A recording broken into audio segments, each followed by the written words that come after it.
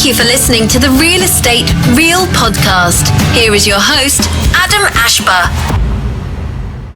Welcome to this episode of Real Estate Real. This is your host, Adam Ashba, and Nikki Wilson.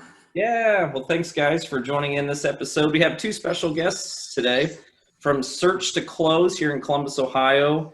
Search to Close is a premier title company located in Powell, Ohio. And we have Kevin Alexander, who's the owner, as well as one of their marketing team members, Nikki. And we're going to be going into a little bit about what a title company does, because a lot of people just don't understand what the reason for a title company, why it's important during the home buying process, and also too how a title company can help grow your business if you're a realtor. So without further ado, Kevin, welcome to the show. And well, let's get started. First is tell me a little bit about you and Search to Close. Well, thanks for having us. And I'm the owner of Search to Close, and I grew up in the Detroit, Michigan area, in a little town called White Lake, where my mom still lives. And some of us folks in Central Ohio don't always like to hear that, but I've lived here since 1991. I got my last daughter. I was going to graduate Liberty High School here in Powell. Okay. And we love the community, and we love the title business. So we started Search to Close back in 2002. We're one of the largest first American agents in Ohio. A few months back, we also got licensed in Florida, but we're laser focused on helping real estate agents, buyers, sellers, investors, and just people that love real estate in general. In really the Central Ohio area primarily, and the Tampa Bay, Florida area primarily, even though we can close transactions in any one of those states and give you guys insurance policies. Our goal is once you close, you enjoy your home, but you don't have to worry about the title and the other items on the property. So you have a location in Tampa, Kevin? We should by July 1st. We probably would have been open already pre-pandemic. Aaron, our office manager, Carrie, is training as we speak here in Powell, and we'll be down in the Tampa Bay Area office, which is right by where the Yankees train. Well, the Yankees may train someday again. Right. And where the Tampa Bay Bucks play football. So our office is about a mile away from that area, not too far even from the Tampa airport. So Okay. we have locations in Powell and Grandview that are first class, and if anybody's ever been to some of the Cohatch, we also utilize those locations across Central Ohio. And we try to make this a memorable and a fun experience. And that's why our tagline is the ultimate closing experience. So if we go down to Tampa to get Tom Brady's autograph, we can spend the night at your office there in Tampa. Yeah. Oh, yeah. Okay. Yeah. All right. Thank you. Thanks for the invite. Okay. Well, thanks for the back. Well, tell me a little bit about what's your bread and butter customer, I guess, Kevin? I mean, what's a typical client for you? Yeah, I think it's the professional real estate residential agent. Okay. We are starting to grow our commercial side because downtown Columbus has had a lot of success. I've got friends and customers that, when I started back in 92, were buying $60,000 investment properties, and now they're building $8 million apartment complexes. So with the growth in Columbus, which has been phenomenal, we're starting to really actually grow our commercial business. But I think our bread and butter that we specialize in is the residential real estate agent. The residential consumer, we are the #1 choice here in Delaware County. We're growing big time as well in Franklin. But our bread and butter customer is somebody who wants just good old-fashioned fun service and wants their customers treated like royalty, because we don't think it's just a closing here at Search to Close. We think it's one of the most important transactions of your life, and title insurance is something nobody knows about. It's incredibly boring, and what I explain to people a lot of times at a closing to simplify it, it's like life insurance. The only time your title company is really going to come into play and matter is when you have a real issue with a fence, with a prior lien on your title, with your seller's taxes not being paid. And when people find out how important a title company is when they've used a bad one and they find out they just lost $1,500 because they were given a bad title agent that isn't trustworthy. So. Yeah. Now, when you say services, Kevin, like, can you expand on that? What do you mean by like services? Yeah, you could probably call, I'm guessing, 50 title companies that would just give you a title insurance policy. Okay. And what is that? What's a title insurance policy? Well, the goal is to make sure that you're buying a home, it's free and clear of all liens and free and clear of all problems. Got it. Okay. The problem, like all other insurance policies, there's exceptions in those policies. There's other things, and insurance companies, if you don't also choose your agent wisely. I mean, I just had a friend's house on Gulf Village in Powell. His fully finished basement flooded, and with a lot of others during that rain we had here a few weeks back. And he found out the hard way that the improvements that he made in his basement have a whopping $5,000 worth of coverage. So he's going to write the bigger check, get his basement finished back to what he once had, but he's going to go get himself a new insurance agent. And he's going to go get himself a new insurance policy. So if this happens again, he doesn't have $5,000 worth of coverage to mitigate and make sure he gets the water out of there and replace all of his flooring and some drywall and some trim.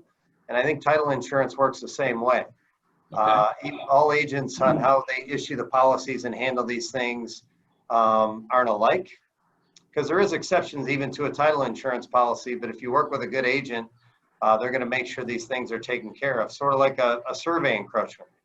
If you don't pay attention at the closing, a not so wonderful title agent might just go ahead and have you sign off that you're okay, that your garage is built three feet over the property line and in the city, and then find out later that unfortunately, because you took that as an exception to your title insurance policy, that your neighbor is now asking you to move a garage 3 feet. It's easy to move a shed without a foundation 3 feet. It's not so easy to move a garage with a foundation 3 feet. Right.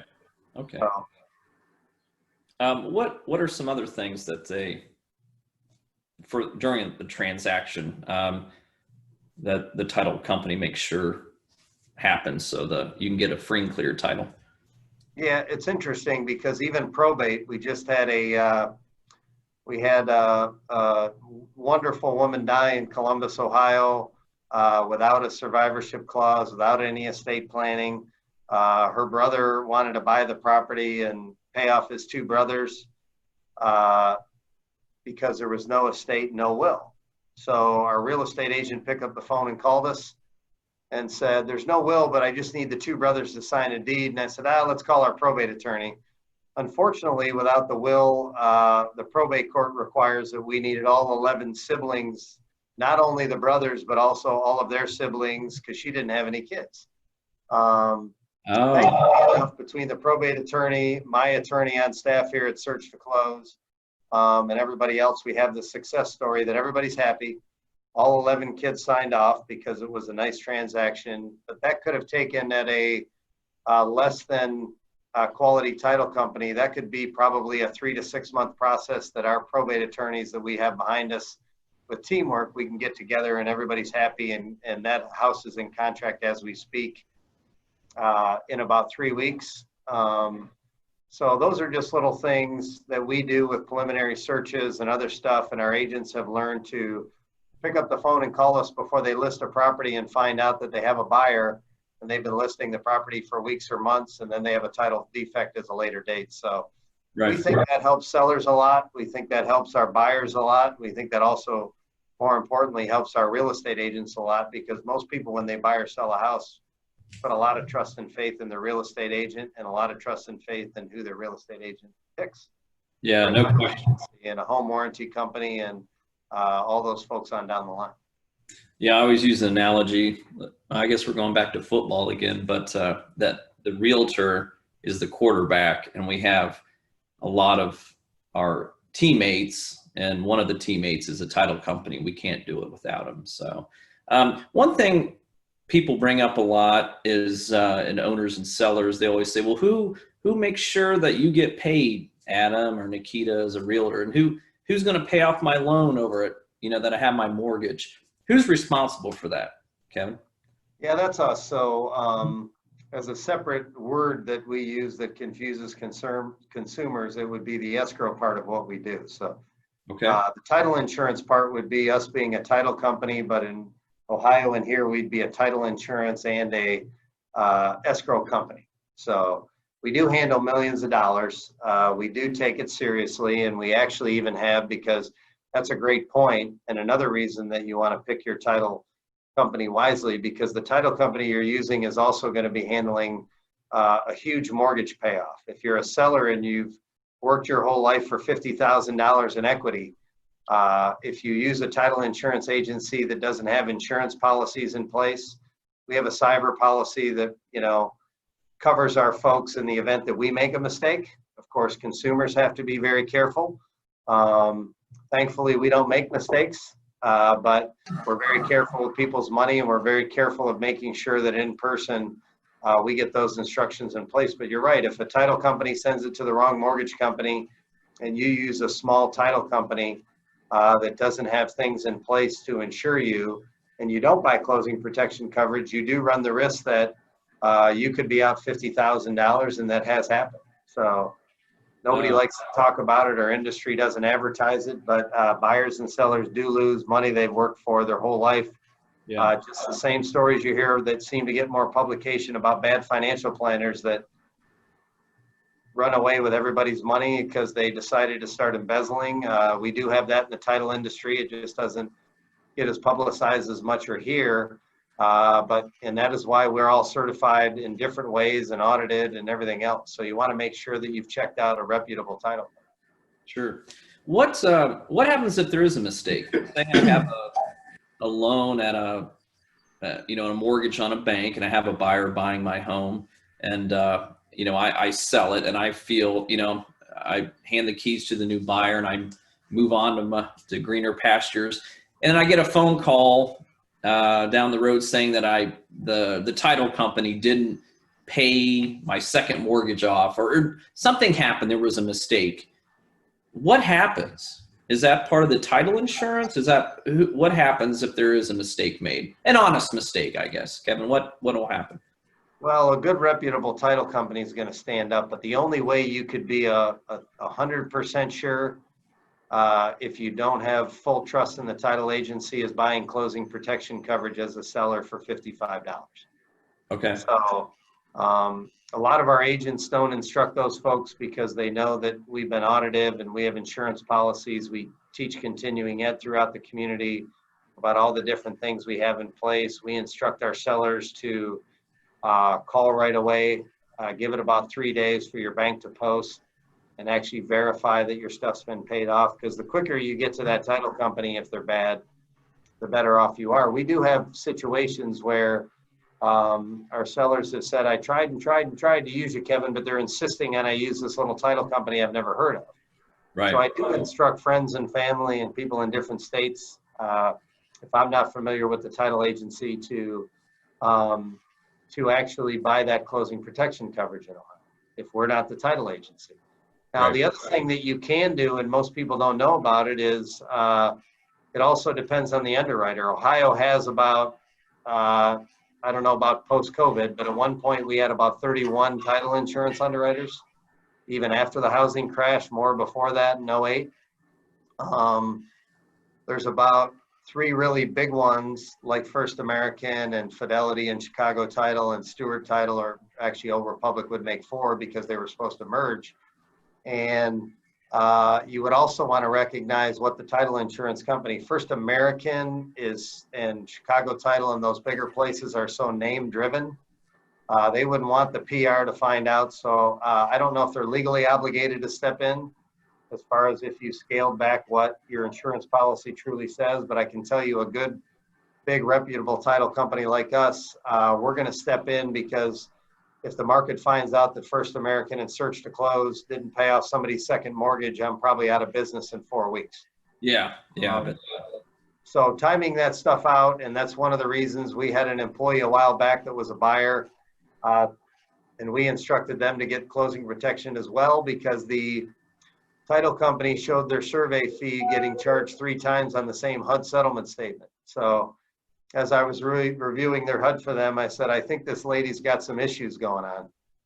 I don't know how she could have accidentally, she's either doesn't understand her title software and how she prepares her settlement statements, but if that's the way what she's doing, charging you 3 times on a settlement statement, this is probably a good time to spend an additional $20 for a buyer and call their underwriter directly to get closing protection coverage. So there's always things in place that you can do.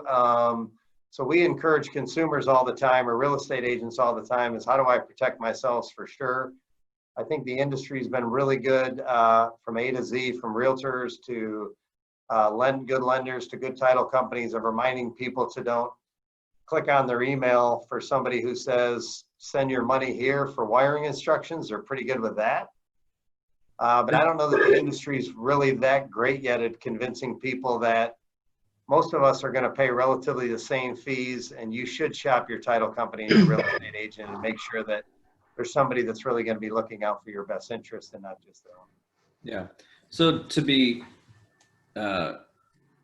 so a good way to explain it is really you guys specifically, Kevin. I mean, you have make sure not only that there's a clear and free title going from seller to buyer, so they can sleep at night that everyone's been paid off and there's not going to be any recourse. But also too, you make sure everyone gets paid on the escrow side. The realtors get paid, the mortgages get paid. If there's any other nickel and dime transfer fees, that's all covered. I always called you guys like the deputy sheriff. They always monitor and make sure everyone is getting paid appropriately and there's not an extra zero or something that's tacked on somewhere that maybe someone is taking advantage of the other party. Is that pretty fair to say? Yeah, and I think you've hit the nail on the head. And when I opened in 2002, I came from a large underwriter, and they were always of the opinion of, well, it's $250. The buyer or seller should have known better. That's not covered under their title policy. Call them back and get $250 and tell them to write a check. Okay. And then I had a really good mentor, a real estate attorney that's now retired, great guy, said, Kevin, should search to close or not have known better? And of course, when he asked me that question, honestly, I said, yeah. Did your employee make a mistake? I said, yeah. It's really it's really their $250 to pay legally, but you guys made a mistake. And he said, for your good name, I think you should just write the check for $250. And from that day forward, that's how we ran our business, to say, we screwed up, we're going to write the check, even if it isn't covered under your title policy. And not every title agency does that. A lot of people pick up the phone and call and say, we either need you to deliver a certified check or a money order for $1,500 because we forgot to pay your taxes, Mr. Seller, the second half taxes at the closing. And we write those checks and cover ourselves because we think we should have known better. We think it's a closing. It should be called a closing. And some of these things are not covered under a title insurance policy. They're escrow claims. So it's really up to the business owner as to how they're going to handle that and run their business. Right. Yeah. That closing is a very emotional time, good and bad sometimes.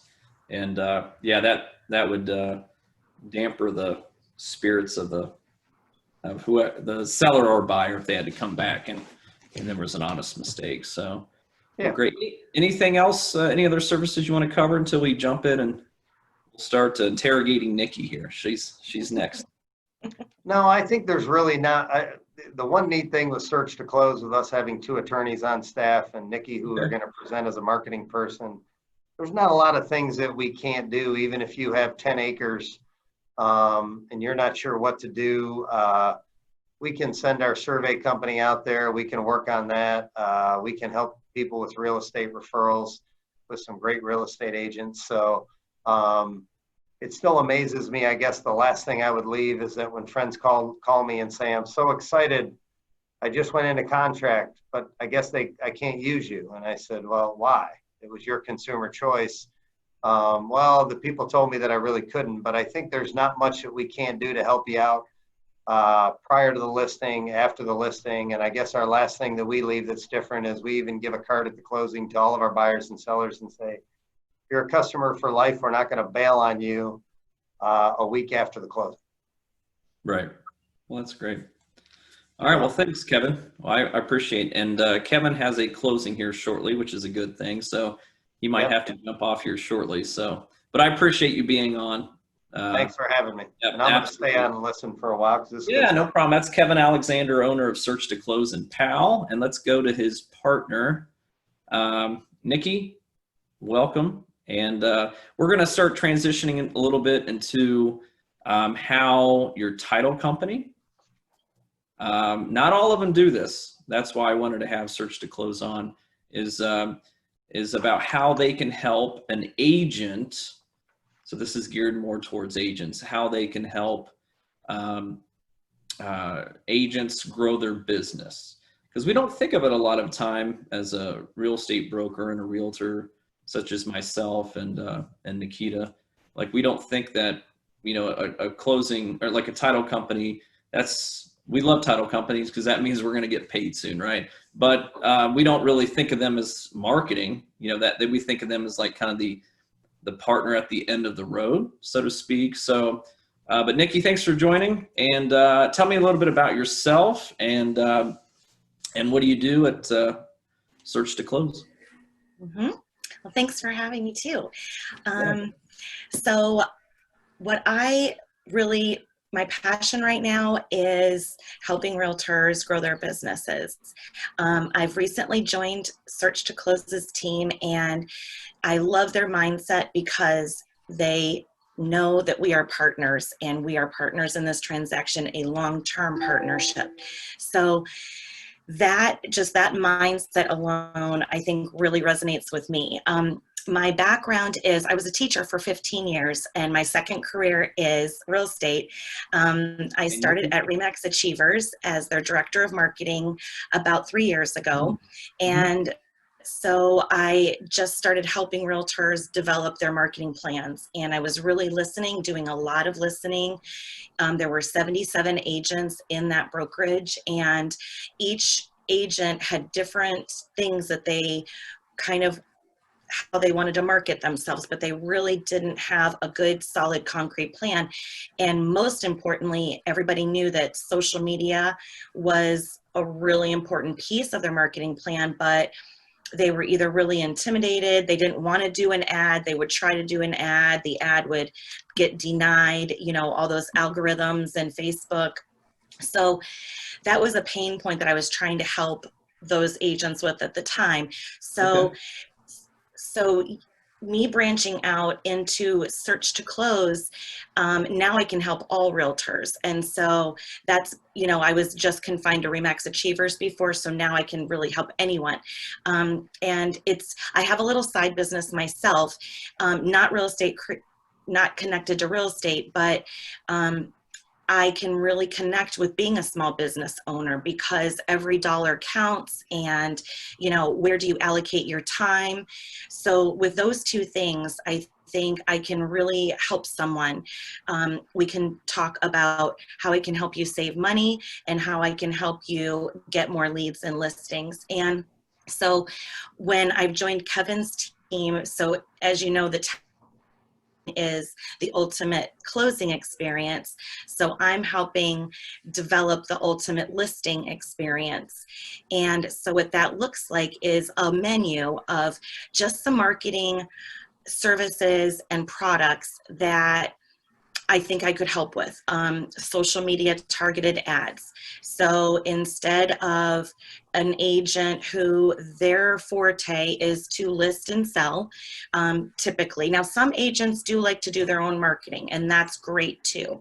But most of the time, agents are like, I know I need to do a social media ad, but I just can't find the time, don't really, they're just very hesitant most of the time. And the algorithms change all the time. Like, as realtors, hey, Nikki, let me ask you a question. How old was it? What was the age of the kids that you taught in school? Just Fifth grade. Yeah. Fifth grade. That's So why you get along with 10, us 11. viewers. Oh, stop. That's why you're really good at your job with realtors, because you were good at fifth graders. So, but I think you got to be honest. I love social media. We talked a lot. Was it earlier in the week? Earlier this week about it. And I think one thing I can tell you is we want to do everything on our own. We're independent people, but the algorithms and things in social media change so much, you cannot keep up on it. So the fact, and I know, I bet there's thousands of agents you've talked to that said, oh, I like to handle this on my own. Don't fool yourself. Call Nikki.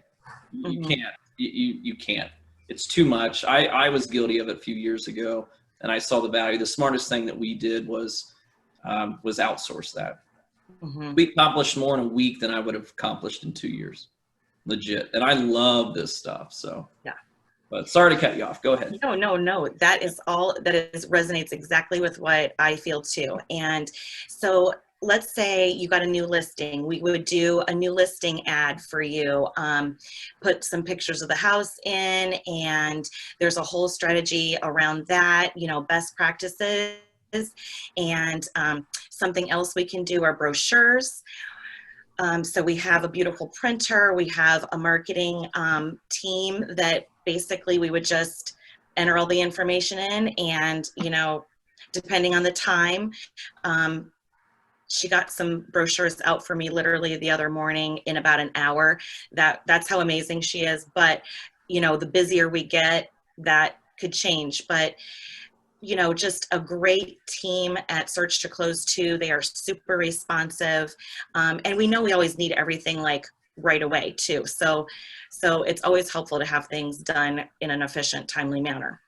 Okay. We can schedule photography.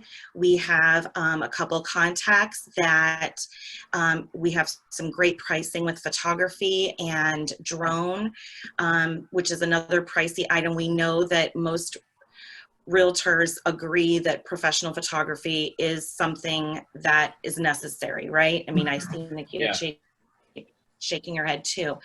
So, and that can get really pricey, but we can do photography and drone for about $150. So, and if you just want photography, it's about $130. So, and we partnered up with these people. It's the same thing that you're saying about partnering up with a good title company and some good lenders. It's the same thing, like, how can I bring you resources? So I know, these great photographers, what can we do there?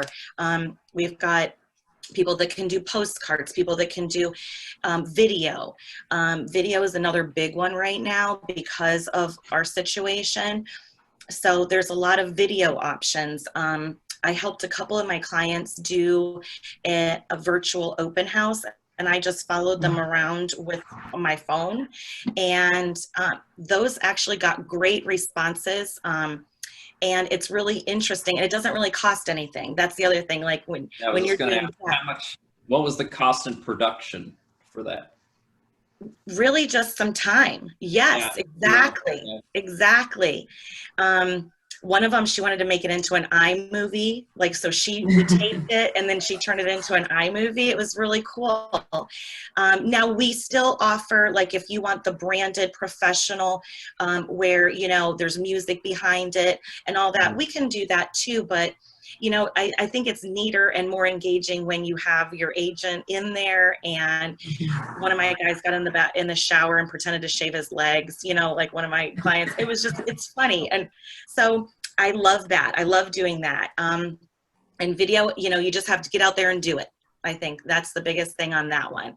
But, we have like a menu of just those practical items that, and we have a couple other things too, but, just like, how can we help you grow your business? How can we help you save your money where you can? And, get more leads, get more exposure.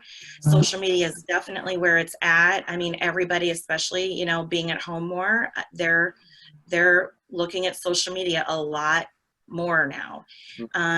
So I just for me, sitting down with a realtor for 30 minutes and listening to them and their goals and interjecting how I can help, I mean, that's just, it brings really good, for me, I feel very valuable helping people do that. Great. How much, I know like, obviously photography is pretty self-explanatory. If I'm an agent, yes, I know what a photographer is. I know what a drone is. I know what a postcard making is, but can you go a little bit and not give up too much of your secrets, Nikki? But like when you talk about like Facebook, like what, because every agent, if you're not on social media, and I say this over and over and over, you're dying. Either you're moving forward or you're moving backward. There's nothing else in between. So with that being said, like when you talk about Facebook and advertising for a listing, what do you mean by that? I know and that, go ahead whenever you're ready. So basically, it's a targeted ad, and anybody can do it. I mean, seriously, you could go to YouTube, you could watch videos on how to do a targeted ad. You can even type in targeted ads in real estate. So, and I would definitely watch the more recent ones, like because you said that things are changing. But it's based on people's online behaviors. So if someone is looking at Zillow, someone is looking at home improvement, doing home improvement things, or Facebook even knows if you are an empty nester, if you are getting married, if you are having a baby, if someone died in your family, if you're relocating, like those main things are being tracked. And so that's what creates the targeted audience. So for a $25 ad, you could literally have 5,000 people that have been reached for that ad. And for the price point and the ease of doing the ad and the social relevance, for me, it's a no-brainer. If I were a realtor, I would be like, okay, we know we need to do this. And again, I think that's where it leads into that next pain point, which is I know I need to do it, but I don't have the time, all those other things. So we're just trying to like take things off of busy realtors' plates. Right. And it's a win-win too, because when you go into a listing presentation and you say to Mr. and Mrs. potential seller, I'm going to do a social media strategy for you. We're going to do print media. Here's my marketing plan. That's very compelling. They're going to have professional photography, all those things, little pieces that make you stand out, especially if they're interviewing 2 or 3 other agents, So that to me is a win-win, because your clients, as a realtor, your clients love it. They're going to see their ad because they probably will see their house on their social media because they're one of those targeted audience members. But also it promotes you as the realtor, because people are going to be seeing you. Oh, look, she has a new listing here. Oh, look, we can do another ad for just sold for the same property. So for $50, you could get 2 ads done. And for me, it's invaluable. So with $25 in sponsored ads, you typically get about 3,000 to 5,000 targets. It reaches and reach. Yep. How as much an organic does that cost to send a postcard? Oh, probably 100, at least, probably close to 200, depending on what area. $100 for how many postcards? Oh, $25 for how many postcards? No, I'm sorry. Like postcard. to reach 3,000 households or people. Oh yeah. It would be what? I mean, it would be $1,200. Yeah. For postcard, maybe $1,500, depending on how glossy. Mm-hmm. So yeah, for $25, like do the math. Yeah, I mean that's just the way of doing business. Then how many of those postcards even make it? Like for example, when I go out to the mailbox, I grab everything in it, and then I literally throw them in the trash can before I hit the front door. Yeah, same thing. That's my daily ritual. And what's interesting is even though we have some good our title insurance underwriters have some really good statistics because they store a lot of public record data, but the type of criteria you're using is basically they're a homeowner and maybe they've lived over 7 years. But the amount of information, which we all think can be creepy, but it's reality that Facebook has, is so much more targeted than that postcard that is very limited to having the ability to get even somebody to take a look at it. And I think we look at it more because we're in the industry. We want to look at our competitors' real estate postcards. So Right. I don't know what's engaging other people to pick a realtor on a postcard. Sorry, Nikki, go ahead. No, you're right. You're right. I'm not a big fan of postcards. We're still doing them to help some of our clients, and we do some co-marketing, but we'd like to wean all those folks off of the postcards and the print media altogether. But it's hard to get some successful agents to get away from this is the way we've always done it, and it's worked. Yeah, no, absolutely. And agents need to understand, and that's like for our brokerage, like our platform is like keep the costs minimum that's required by each agent each month to be part of the team, right? We're the only industry that we have to pay to work somewhere. It's ridiculous. Hence why we had such a horrible failure rate in agents giving up their license each year. But they need to take that money and educate themselves to take that extra money and invest in themselves, because no one's going to do it for you. No broker is going to make sure that someone has their sponsored Facebook ads, but agents, and that's why I love doing these podcasts, is you got to educate agents to help them understand this is what's trending, this is real, you need to take advantage of it, and then partner with yourself, be responsible to partner with people like you, Nikki, to drive your brand. No one will push your brand better than yourself. And we're all, as realtors, we're independent business owners, if you like it or not. We all fly under certain flags sometimes, but you have to educate yourself, listen to podcasts. We talked about Gary Vee, Social Media Examiner, and think you have to do that to educate yourself. You don't have to know how to do it. I would advise you don't worry about spending that kind of time, but aligning yourself like you to say, hey, I know this is important, help me. And for $25, that's 4 Starbucks, maybe, like $25, like, to reach 3,000 to 5,000 people. How many, so dive into, so once the Facebook adds up and it's targeted, obviously you're targeting a certain, maybe a certain area or radius or what have you. Then what happens? How do you convert leads off of that, I guess, for us? So there's a strategy behind it. You'll be tagged in it, and obviously you have to be very aware and responsive of those responses. In the description, I would not include a lot of information. I would not include the price, and I also would not include the address unless you're having an open house. If you were doing an open house ad, obviously you would want to put it in there. But your goal is to generate some engagement down below. So if someone's asking for the price, the best thing to do is say publicly, thanks for your response, I'm going to be private messaging you. So then you send a private message, and then you develop that relationship with that person, and you could possibly pick up another buyer, another client. Like, that's truly how you want it organically to go.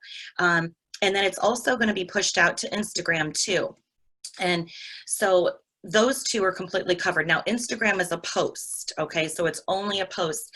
One of my clients last October, she picked up an expired listing. It was a little bit over a $600,000 house at the end of October. And she had that thing sold in 6 weeks because of the Instagram post. So, and that's just a super success story. But that's how it works. And people love looking at homes. So it's a very engaging post already. So I think it's very synergistic. Nikki, I have a question for you. Yes, ma'am. I know that your goal is to build, like help that agent build their brand. Do you recommend like agents having their own websites outside of their brokerage to build that brand, or brand? What are your thoughts on that? Like, how do you create your own brand outside of your brokerage, but a part of your brokerage? Yes, I would definitely recommend you do that. And I would also recommend that everybody has a Google My Business account. If you have a G Suite, that is free. And it's basically when someone's Googling in Powell Realtor, you want your name to come to the top. And you know how Google, they play by their own rules. So if you get a Google My Business, then you have that tile. It's over, if we're looking at it, it's over on this side when you type in something. So if your tile's not there, then you do not have a Google My Business, and you're probably not going to be floating to the top. Like, we want you at the top. So I would say Google My Business is definitely a place to begin. They also have on that Google My Business a place where you can add in a free website. It's only just a landing page, but at least gives you somewhere to go, your contact information. I would definitely do that. Plus, they also have a spot where you can add in events on Google My Business. And so if you have an open house, you can add that in and you can schedule it. You can put the time. So anytime you can interact with Google like that, I think you are doing yourself. And I love the fact that it's free, you know? Yeah. And I can help you set that up too, because there are a couple differences for a realtor that you want to make sure you do. For an example, you want to make sure that you include your service area, not just a physical location, so that it reaches more people. Just a couple little things like that. But I think that would be very, very wise to do. And then I would say, as your next step, most of us all have Facebook, but I would also highly recommend doing a Facebook business page. Which is going to establish your own brand too. Now, you can still talk about real estate on your personal page a little bit, but try to keep most of your business on your business page, I would say. And then, you know, depending on how comfortable people are with Instagram, that would be my next step. And, you know, I've even had some realtors ask me about TikTok. So, you know, that's why it's really a personalized, almost like customized plan for you. Like, Nikita, if you and I were sitting down together, I would want to know, who are you outside of being a realtor? Because I want to know, because that's you too. That's your brand. So are you a mom? Are you a gardener? Do you love cooking? Are you a dog lover? Are you an investor? You know, there's so many different other communities that you can tap into that make you who you are. And then when they find out you're a realtor, they're going to like love you even more immediately. You know what I mean? So Yes. it's like those kinds of things that I think just make you who you are, and that's how you build. But it is very customized. You can talk about it in a class and give everybody that information, but really to tailor it to you, I think it's a better conversation to be had one-on-one, you know, just so to get like your best features out there. Does that make sense? I definitely want to chat with you, Nikki. Okay. All right. You got a new customer, Nikki, already. You didn't have to leave your kitchen. Yeah.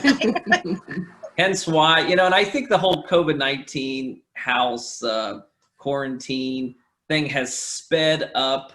You know, we started the Zoom. That was a decision about what type of video conferencing that we were going to use for the new brokerage. And someone referred me to Zoom. I never even heard of it.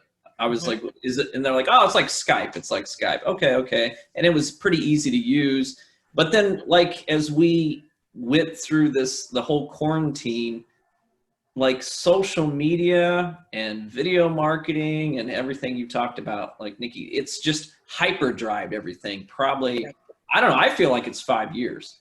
and people work from home now, and maybe some people are never going back to the office. So people now are connecting more than ever through social media because, well, it could be boredom, and two, that's just how we're connecting now because you're not being able to see as many people face to face. So it's more important now than ever to make sure that you're being part. And I can't stress that enough. I can't. You know, it doesn't matter what age. I mean, you know, obviously Instagram might be 35 and younger, hypothetically, and Facebook might, you know, there's always data on your demographic, but you need to be present in those, or you're going to be irrelevant soon. Yeah, if you're not already. Yeah. Anything else, Nikki, before we close this? You made me think of one thing, Adam, that another option on the Facebook marketing. If let's say that you're mostly a referral business and you're mostly on referrals, we can even upload your CSV file, and that can be your targeted market. So just one more thing, one more kind of difference that we can tailor to you if that is mostly where you want to concentrate. So again, targeted marketing is So truly like your past clients. Is that what you're talking about? correct. Yeah. Oh, that's, I would rather spend $1,000 on my past clients who deserve it than $1,000 mailing postcards to people I've never met. Those are your best advocates, your sphere of influence. And I hate that word. Nikki and I joked about that a lot. I hate that word. It's like a salesy word, but it's just, Yeah. But those people are, you're your advocate, and you can, I'm very fortunate at this part of my career that, you know, that you can live off of that. You know, you live off your sphere of influence. So, but yeah, I'm glad you brought that up. Yeah. So anything else, Nikki, before we jump off? I don't know. Maybe. This has been fun. The only thing I can add too, and I don't know if she locked up or froze just on, all you guys did. Are you back? Yeah. I can hear you. Go ahead, Kevin. Yeah, Nikki's new to us, but the only thing that I've noticed that's the transition we've gone through, and at least my organization, one of the things we've learned from other folks like you and Revolution Mortgage, which is a fun collaborative influencer here in Central Ohio, and a group there is, we got really hung up a couple of years ago on all this curative content and videos, and we even had a Pups on the Patio event at our Grandview office a little while back, and I found out my marketing guy had spent 6 hours cutting video. I said, "What's taking so long?" He said, "Well, it took me like 6 hours." And I said, "We had like 10 great dogs there." I said, "We shared during the event, we were all taking our own videos on our iPhones." And I said, "Why in the world did you edit a 6-hour video when we could have had this posted probably live?" Because it was such a cool, fun event. And I said, so we've been really big on, I don't know if the word's curative or curative, because it means two things. In title, we're clearing old lanes if it's curative, and I thought it was curative the other way around. But we've tried to, it's been a big mental hurdle with a lot of old-fashioned title people in my organization to say, quit grinding over these things and just grab your iPhone and do it. And I would have never worn jeans and a t-shirt to work today like I'm wearing today. Yeah, right. And it's more fun and collaborative now. So I mean, I love that we shirt. learned a lot from our folks here, and it's an important thing. And I think we got really. I had two marketing guys who are wonderful guys. They're very talented, but I think they somehow got, and it wasn't because they wanted to spend all this time. They really just thought to impress me, because our culture a year ago was, we gotta cut this 90-minute video and make it perfect. And I'm like, no, let's just do a 30-second one on our iPhone. Yeah, attention span's pretty short, you know, and no question. And the one thing is, and I know Nikki and I talked about this earlier, is we were talking about Facebook Live videos. People, look at a lot of like celebrities now. They shoot a lot of selfie videos, and it's pretty rough. There's not much production in it. And, you know, like this, well, before we launch this podcast, like I'll have I mean, everything's set up. You intro it, you outro it, you cut it up. We didn't have any goof ups during this, so you don't really have a lot of editing. And people like that. It's more raw. They can connect to it, and it feels more legit and sincere. And that's what I think that's what people are wanting and connecting to, keeping it more real. And I think that's maybe why we call the podcast Real Estate Real. So, Excellent. Well, thanks again. Oh, well, thanks, guys. Thanks, Nikki and Kevin, for joining us on this episode of Real Estate Real. And I'm your co-host, Adam Ashba, and Nikita Wilson. Right. Thanks for joining, and we will see you next time. If you like the content, like and subscribe. Put all the information below. Great content. Maybe we'll have you on again, Nikki, to go dive in deeper on some of the Google stuff. I think that would help a lot of realtors, especially. Yes. All right. All right. Well, thanks again, guys, for this episode. All right. Bye, guys. I'm calling you. See you later. Yes. Thank you. Bye. Bye. Thanks, Nikki. Thank you so much for listening to this episode of Real Estate Real. Check us out on all the major podcast platforms, Stitcher, Spotify, Apple Podcast. Like us on our fan page on Facebook at Real Estate Real, and let everyone know that this is the best podcast in America.